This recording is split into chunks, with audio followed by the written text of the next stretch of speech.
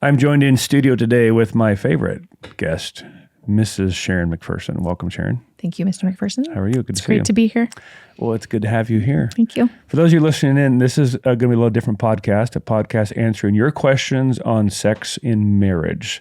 No questions off limits, and we're not holding back in the answers. So if you are driving in the car with your kids, maybe you should have them stick their heads out the window or wait until you can listen without little ears around. That's my one warning for us. There we go.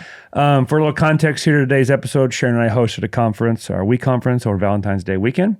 And the theme was Making Love Sweet, the Art of Intimacy in Marriage. We got to teach on this incredible topic with my mom and dad and brother and sister-in-law, and we'll hopefully get that content out to you at some point in the future. But for now, we have your questions. Yep. The following questions were sent in by those attending the conference. We have a host of other questions from the interwebs that we will get to in future episodes.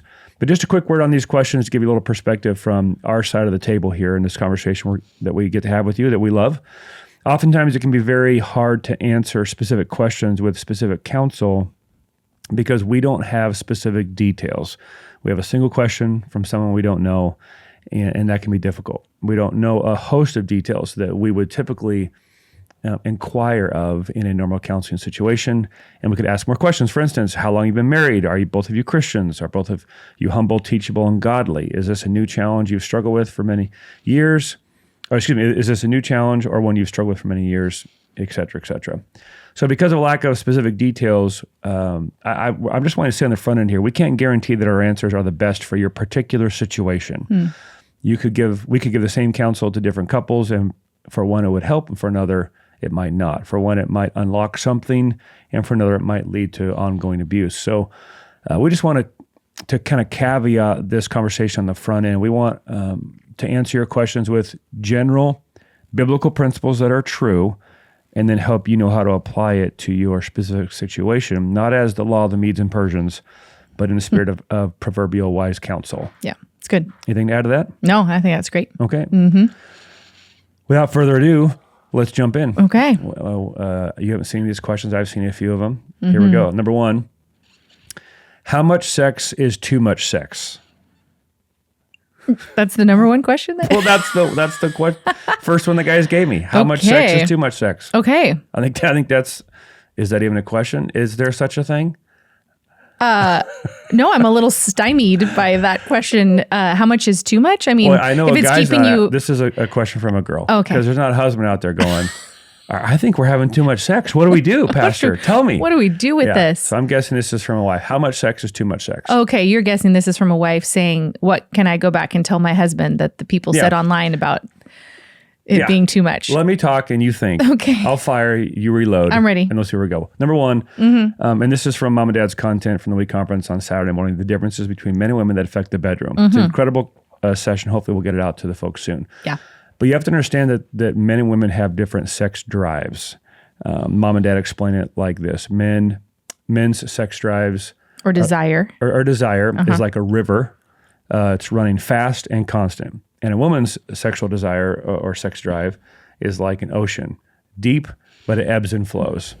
Neither are right or wrong. It just, in general, that's how it is. So start there. That they're gonna, you're wired differently than your husband, so it's gonna be different. Secondly, sex desire can change with different seasons of life. Kids, new job, illness, sickness, hormonal changes, stress, starting a new business. So I hear this question, and I don't think there's an objective right number. Yeah. Like 3.5 times a week. Or 5 times is way too much. 1 time a month, not enough. Like, no, there's no. Yeah. The right answer is how much is enough for you guys to be satisfied and happy. And when I say you guys, I mean both the husband and the wife. And so some seasons the wife might have more of a drive than the husband. Quite oftentimes the husband might have more. Well, that's okay, but the question isn't how little can we do and get away with it, but how satisfied can we make each other and mutually serving one another. So I think the right answer is however much is enough to satisfy the natural needs of the spouse. And I say natural needs of the spouse because there can be some, and again, this is where we get into the details we don't know, but there can be some situations we've worked with where a husband is into pornography and he's bringing then these abhorrently evil and unnatural desires into the marriage bed and bringing these appetites into the marriage room and like, let's try this, do that. And all of a sudden he's just like in this like hypersexual overdrive because of what he's watching. Yeah. And well, that's evil. That's horrific. And a wife should not feel trapped and obligated to be meeting every abhorrently evil, selfish, wicked whim of a husband who's saturating his mind in wickedness and then bringing those expectations to the marriage bed and putting them on the wife. Correct. That's horrible.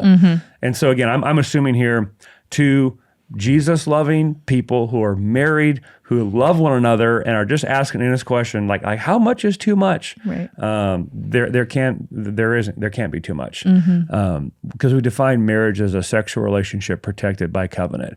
So at the heart of what makes the marriage relationship unique is this ability to connect sexually as God intended, not just for procreation, but for pleasure and for comfort and for knowledge and so on and so forth. So I think the answer is however much is enough to please both the husband and the wife. And then I'll say this as well, and then if you got something you want to add, you can throw in here. Okay. Again, we're on the question of how much sex is too much sex.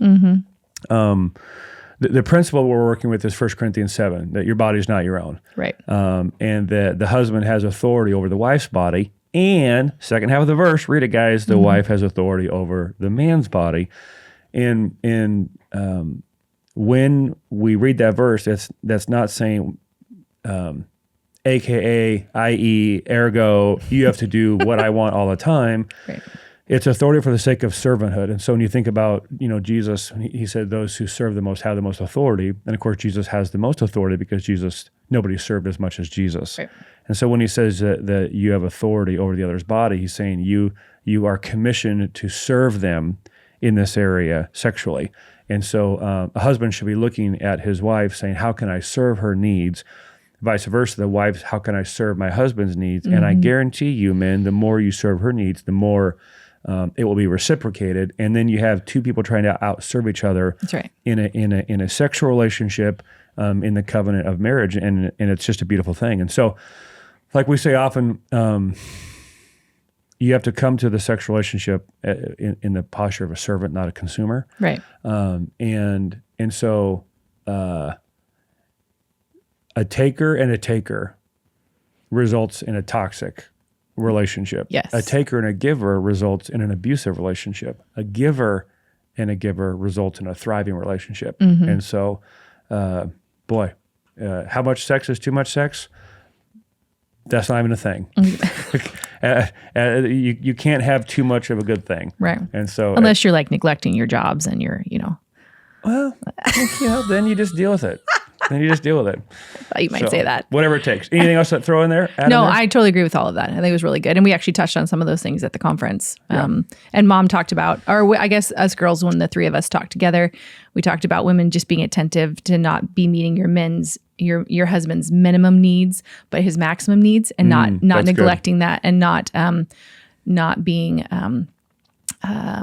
what's the word when you're like, I'm forgetting the word. Anyway. When you're what? Well, you're just like frustrated with not being frustrated with your husband's maximum needs, but being attentive to them. Resenting them. Not resenting those needs, but looking at them and being like, I'm the one that gets to meet this. This is amazing. Yes. So privilege and joy to serve your husband in that way. That's good. Yeah. All right. There you go. Question number 2. When our kids were little, it was easy to find time and space for sex, naps, early bedtimes, put them in front of a movie for a bit. Now that they're older, they're always right there. Any ideas? Oh, man. Good question. Well, first of all, they shouldn't always be right there. Well, that would be one of those. Could you give us a little more context here? What do you mean right there? Yeah. I mean, we've experienced some of that. We homeschooled for years and years and years. So they literally were like just right there, a lot of our life. They're not at school, for hours on end or whatever. Right. They were at home. They were in our home for sure. So, I mean, that could be part of this context as well. Yeah. I mean, it's like, does your husband have flexibility? Can you go take him lunch? Can he swing in for lunch? Are your kids at school? Are they homeschooled? So obviously lots of of variables here that we're not privy to. Right. So specifics can be hard. But I think in general, be creative. Oh yeah, that was what I was going to say. And then be intentional.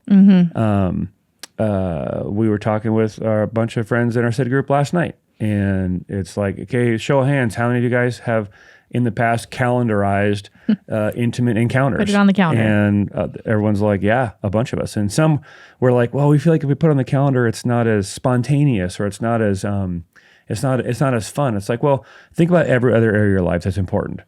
Exercising, financial management, giving generously, managing the intake of how much sugar or whatever. And if you lived every area of your life that's important spontaneously, you wouldn't do nearly as good as you think you do. If it was just spontaneously up to you to manage your sugar, you'd be like, I don't think I eat that much sugar. And then for 1 week, you write down how much you actually eat, and you're like, wow, I take in 9,462 million grams of sugar a week. I need to cut this out. Or, oh yeah, we're generous. We give when we feel like it. And then you rarely feel like it. And you look back over the course of a week, a month, or a year, and you haven't given much to your church. No, it's the discipline of tithing. It's a discipline of self-control of the eating. It's a discipline of, I work out. When I got the time, when I feel like it. Yeah. Okay, you went for a walk once last fall, as opposed to like, I'm going to get up at this time and spend this much time working out. So I think one of the ways you can overcome that is put time on the calendar. This is mom and dad time. We're working on our marriage. We've had code words that we've instituted that, hey, and we say the code word, and the other one copies that, and we find a way to make some space, and it's doable. Get it on the calendar, get code words, get a lock on your door. For sure. Restore the sanctity of your marriage bedroom. Right? I mean, like we've said this before. Super practical. Our kids don't just walk in, they knock. It's like, this is our space to... They knock and wait for a response. Yeah. They can't knock and come in. Yeah. This is mom and dad's room, not just to like be intimate, but to like have some sanity and work on our calendar and regroup and make a plan for the rest of the day or the week, or just have a little bit of just regroup time. And so protect and maintain the sanctity of your bedroom so that both the husband, but specifically the wife, feels like she has a place to go.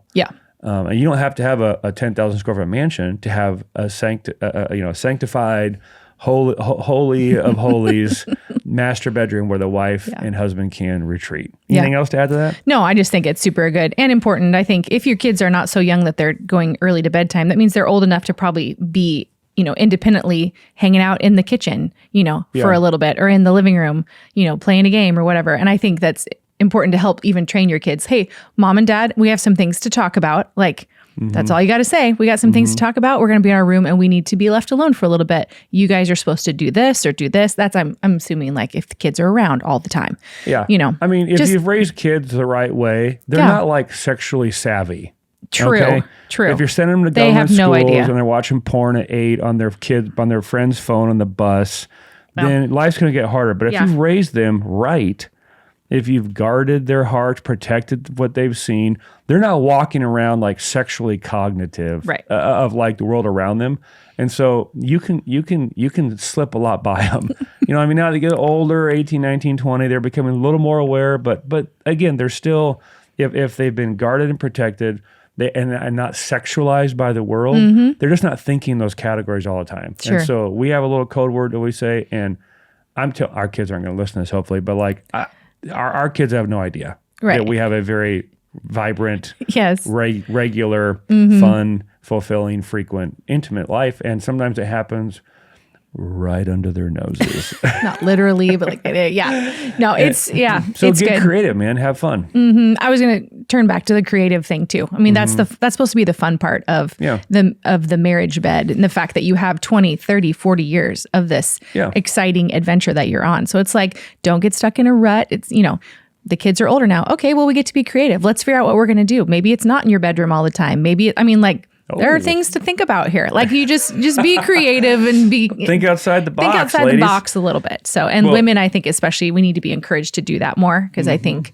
that can be more of a propensity of a woman to kind of get more into the rut. And so it's like, no, let's think outside the box a little bit. Be a little more. And just for context, we have 4 kids. We have 4 teenagers right now living in our home. Yeah. It's absolutely possible. Yes. It's not like, well, I guess for the next 8 years, I just won't see as much, babe. I mean, that's not happening. No, and sadly, I am a motivated problem solver. Well, and sadly, I think that is sometimes the MO of some people, and potentially more mothers than fathers, to be like, no, we're focusing on the kids right now. Well, whoa, careful. Like, just because you're super busy with your growing kids and their things they're involved in and what you're going and doing, it's like, beware, stay focused on your marriage. And one of the best ways to do that is on your intimacy. Otherwise, your kids are going to be gone. You're going to be like all alone in your house and not know what to do.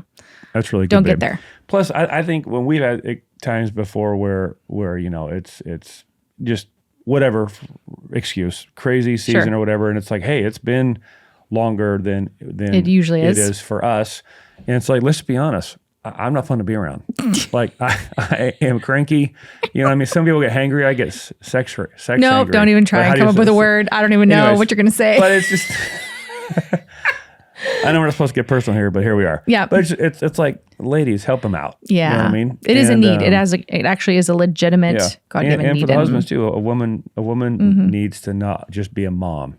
Yeah. She needs to be a wife. That's right. She needs to be a woman, and it's your job to remind her. Yeah. All right. That's good. Question number 3. Okay. This is interesting. Different. How important... I don't have them, so you're on your own. Okay. I'm asking us the questions. Okay. How important is it to pray together for your sexual intimacy? Seems like such an awkward thing to start. Oh man, I think it's a fabulous thing to do. Really? To pray for it? To pray for? Does it say, read it again, Well, for? it says, how important is it to pray together for your sexual intimacy? Oh, especially if you're having all sorts of... such an awkward things to start. If you have all sorts of challenges in this area, absolutely. I mean, we talked about this. Tara talked about it. I talked about it. Mom talked about it. I mean, I think you absolutely need to start there. I mean, there's no reason why you would exclude the Lord from this area of your life or this area of your marriage. Like, Lord, help us just to communicate and help us to serve each other better. It's like, why wouldn't you pray? Lord, help me. I need, especially as a wife, like, let's go back like however many years to when we had tiny children. I did pray for the Lord to help me desire you when you were gone at work and I was home all day. Yeah. Up to my elbows and like tiny people with needs that are clinging and changing diapers, and you smell like all the things that they all got on you throughout the day. So it's like you're praying, like, absolutely, Lord, help me. I want increase my desire for my husband, increase my ability to prioritize my marriage, prioritize my husband. Okay. Absolutely. Like, why wouldn't you be using that tool? No. I'm glad you prayed for that. I mean, the Lord answered your prayer. I'll amen. tell you that much. But I mean, I was reading this like we sit down, hold hands, and like, Lord, help us have great sex tonight. I think that's absolutely. Have we ever done that? Well, here's the deal. First of all, I don't know if we have or not, but it's actually, yes, we have, but that's something else. But like, I think it's really important. We have? Yeah. I can't remember a single time we've prayed for our sex life. Okay. That's why our sex life. Well, here's the deal. We have been we're very thankful for what the Lord has given us in the health of our sex life for many years. I probably should caveat this. I think it's important to pray. Just so all the listening audience knows that the pastor does like to pray and he thinks it's important. This is not me being against prayer. No, okay, good. And I think you should totally pray. They're making it sound like it could be awkward. And I'm like, yeah, that would be kind of weird to sit down and be like, I don't remember us doing that, but we've prayed for each other. We prayed for our marriage. Yes. I prayed that Lord would help. Well, I'll put it this way. We have prayed a lot together for our marriage, for our children, for our future, challenges, for our current challenges. Circumstances. And I think all that fosters intimacy that spills over into a more vibrant sex life. So I would say that. Sure. I don't think we've ever, Lord, help us not, pull a hammy in the next 15 minutes. We've never prayed like that. I mean, that's kind of weird. Now, if you have sexual brokenness in your past, absolutely. Oh my goodness. Or if you violated the covenant and you got, Lord, forgive me. I mean, I get those things. So I think that would be hugely helpful in those areas. And I think, and we've counseled in that arena as well, like especially with women, just in preparing their heart and their mind. And there's something about the headship of the man and bringing, especially if there's been so much brokenness and the world brought into their sexuality or into their marriage bed, it's like, no, we're going to bring the Lord, and his truth and his protection over this area of our marriage for it to be able to flourish and grow again. So I am all about that. That's outstanding. Yeah. Thank you for praying for our marital intimacy. Yeah. You're welcome. You benefited. And I'm grateful. Cheers. Yep. Cheers. I need a drink. No. Give me a drink here. Number 4, is there a good time to refuse to have sex with my husband? Like when I'm exhausted Or do I always need to oblige? Great question. I think biblically there's an argument that, like you already said, that your body is not your own. Mm-hmm. I think there has been, and the understanding that you are, and there he goes, the understanding that you as the wife are the only one that can serve these needs, right? I just whipped out my Bible. Okay, we're in our home studio here in my office, so I have all these. Your Bible, there you go. Books. This is the Bible that I used when I was in high school. Yeah, you've had that one a long time. It's a mess. Keep going. So all of that to say that we are designed uniquely as the wife to fulfill these needs of our husbands. And so he's going to have those needs and desires.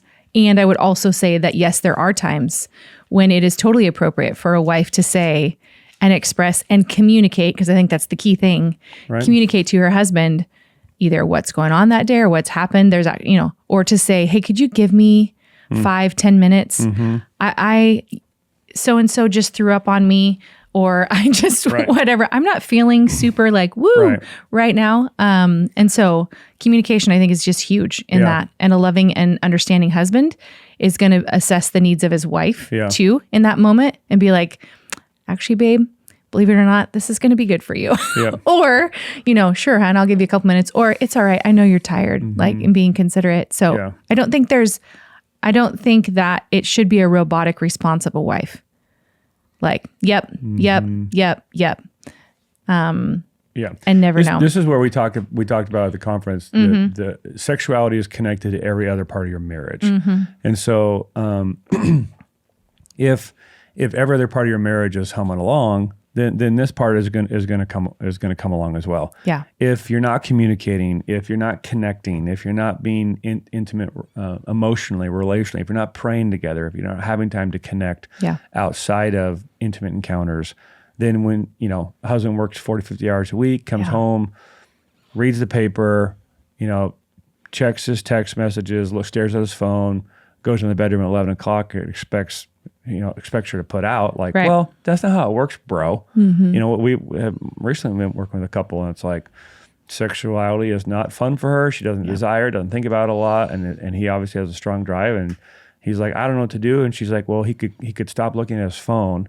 He could make me feel like he cares about me, other than just using me to like alleviate his sexual intention. Totally. And I might desire him a little more. So it's like, okay, bro, that's on you. So the beauty of sexuality is that God has made women complicated.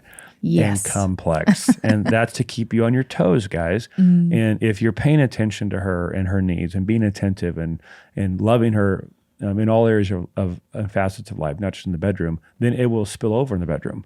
Now, the way the question was worded, I would fuss with, is there ever a good time to refuse to have sex with my husband? No. It's not like, oh, this is a great time to refuse to have sex with him. Like, that doesn't quite make sense. No, right. I don't like that. Like refusing to have sex, that whole thing.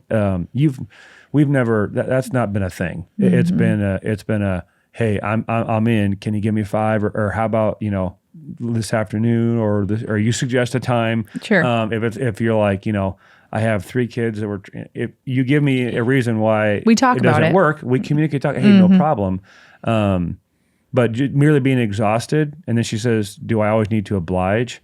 Man, I just don't like that word. And I understand what she's saying, but I have never felt obliged. You know what I mean? And because that's not going to be fun for the husband. No. It's like, if he just feels like his wife is obliging him, that gets old really fast. He wants to know that she's enjoying it and she desires him. And if she doesn't, then he needs to figure out why he might not be desirable to her and start working on it. So I don't have to read it, but 1 Corinthians 7, 1 through 7, he says, verse 5, do not deprive each other. That's a command. Do not deprive each other. So is there a good time to refuse? No.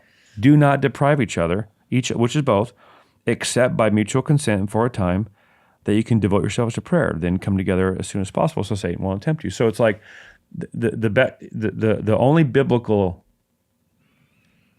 excuse is if you both feel like you need to fast from sexual intimacy so you can be more focused in prayer. And then when you're done, you get back at it. So is there ever a good time? No. To refuse sex with my husband? No. When I'm tired, or should I oblige him? No to all of it. Yeah.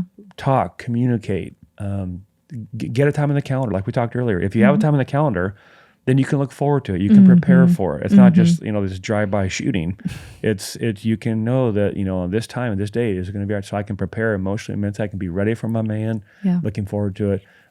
If you're just exhausted, tell your husband why. It's like, man, I want to be with you. I don't like that I'm exhausted. Yeah. And an attentive husband will be like, you know what? She needs to go to sleep, or she needs to be with you right now because it's 1:15 in the morning. Yeah. And she's got to get up at 6 with the kids. Yeah. Okay. You know what I mean? And if that's a habit, mom and dad talk about the dangers of late night sex. It's like late night sex does not allow you to keep the needs met. And mom talks to 3 kinds of meals, right? Fast food, home cooking, fine dining. And sometimes when you're tired, it's just fast food. Yep. No, this is awesome. No big deal. You need to make time for home cooking, and every once in a while, you just got to go out and have a 5-star steak. Yeah. And so it doesn't have to always be 5-star steak, and it shouldn't always be fast food. It should be a combination of all of those. Yeah. I was going to say too, I think mom talked about it in her, I can't remember which one it was, but she talked about it in one of her talks regarding. Well, no one here has probably heard the talk. So. Yeah, which is fine. But she just talked about a practical way for, especially like a young mom. It sounds like if you're saying you're exhausted, potentially that young mom thing, dads take over bedtime. Man, dads take over the 20, 30, 40 minute, whatever it's going to be, bedtime routine for your children, like take over it completely. Yeah. Tell your wife, hey, babe, you go to the bedroom. Now, obviously, not because you're like, babe, go get ready, but you could talk through that. But it's like the freeing up for your wife 20, 30 minutes on her own to grab a shower, to just be able to think for a second while your little kids are getting put to bed by you. Hey, I'm just saying that could go a long ways in helping a wife be a little bit more. Go a long ways. Go a long ways. Read, journal, pray, be alone, be quiet. Those are huge. That's a great tip. Practical tip. Good. Number 5. What should a woman think about during sex? Wow. That's a great question. I'll let you take that. I have no idea. Great. Most important sexual organ in your entire body for men and women, but I would push for women for sure, is your brain. And I think one of the challenges is just how women are made. Mom and dad talked about this, and just the differences of our makeup and our psyche, and how guys can compartmentalize things, including the act of sex. Whereas, women, everything is all together in our brains all at the same time. And so that can become challenging. Men are waffles, women are spaghetti. Right. Yep. That can become challenging in the middle of even making love to your husband. Okay. Is because you can be like, oh man, I have that grocery list, or like, did I remember to do that thing for the kids, or am I supposed to sign that form? I want to hear that. So I'm saying, I think women can have that challenge. Yeah. And so this is a great question from a gal that's like, what should I be focusing in on? And because your brain is your most important sex organ, I'd be like, be all in to what you're doing right then. Okay. Like, it's going to take work and it's going to take practice, but it's like, view it as prioritizing your husband above all things. Okay. Like, don't let your brain be prioritizing other things in the midst of this sacred moment. Like, prioritize your man, meaning giving him all of you. And for a woman, that means her brain for sure. Yeah. And so it's like, focus on what's going on. Focus on how you're actually feeling. A lot of women, goodness sakes, mom and dad talked about inhibitions and what keeps women from enjoying the experience of sex with their husbands. It's like, a lot of women are tuned out thinking they got nothing in it. It's like, no. Focus on what you're experiencing, what your body is responding to. We are created to be the more sexually charged beings anyway, even though a lot of people don't understand that. So it's like, focus on what you're experiencing, what you're feeling, what your husband is experiencing, and the communication of it all. And then just enjoy it for what it is and what the Lord has created. Yeah. It's like, but keep your mind in the game. Like, get your mind in the game. Like, don't turn to something else. Focus on your husband's attributes, what you love about him. Women we consider the whole person. I'm not like focused on your eyes. You know what I mean? Like, I'm focused on who you are as a person. Yeah. And even in the midst of that can be really helpful for a wife, I think, to just enjoy the whole experience and be even more ready and available and engaged and responsive, which I think is good. Yeah. Mom talked about, I thought it was really helpful, women getting over inhibitions, as you mentioned, and being like, for instance, when we say to show up as a servant, not a consumer, and to care for the needs of your spouse, that doesn't mean that you don't enjoy it or that you're not having your own needs met. In fact, one of the ways you can serve a spouse is to enjoy it yourself, Right. because there's great pleasure from a spouse in knowing that their spouse is enjoying the experience. And so it's not to say, well, I just focus on the other one and whatever, no. Part of serving them is for the wife and the husband is to be present and thoroughly enjoying the encounter. Yeah. So, yeah. that's good. That's a great question. Yeah. Good question. These are interesting. One more. Sure. Okay. What would you say to your wife if she doesn't believe she is beautiful? She is fully convinced I think she's beautiful. Good job, dude. Knows she is my sole source of sexual pleasure and intimacy. Good job, bro. But thinks I'm biased. Well, of course he is. How do I convince her God made her objectively beautiful? Okay. Interesting. What would you say to your wife if she doesn't believe she's beautiful? She is fully convinced I think she's beautiful, knows she is my sole source of sexual pleasure and intimacy, but thinks I am biased. How do I convince her God made her objectively beautiful? So that question is, well, I guess it could be to you. It's a husband. Well, I guess I have a couple thoughts, but I think you would be a better responder. But it's like, well, first of all, believe your husband when he tells you that you're beautiful, which it sounds like maybe she does. And then don't be worried about what the world thinks about whether or not you're beautiful. Objectively beautiful sounds to me like she wonders if everybody else thinks she's beautiful.